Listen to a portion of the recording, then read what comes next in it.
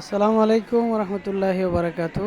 এ হলো মাস্কেট, Bangladesh MBC Oman মাস্কেট অবস্থিত। দেখেন মানুষের কি ভিড়, এখানে বিশৃঙ্খলার কোনো শেষ নাই। দেখুন ওই যে টিভি আছে, একটা টিভিও বন্ধ করে রাখছে, কোনো টোকেন নাম্বার নাই, কোনো কিছু নাই। মানুষ যখন যেভাবে পারতেছে ঢুকতেছে, চিল্লাইতেছে, মানে একেবারে গন্ডগোলের মতো, কোনো শৃঙ্খলাই নেই এই জায়গার মধ্যে। আর কাজ খুবই স্লো হচ্ছে। আর মনে করেন কিছু কিছু ওমানি আইতেছে, তারা আগে আগে নিয়ে যাইতেছে, ফ্যামিলি আইতেছে নিয়ে যাইতেছে।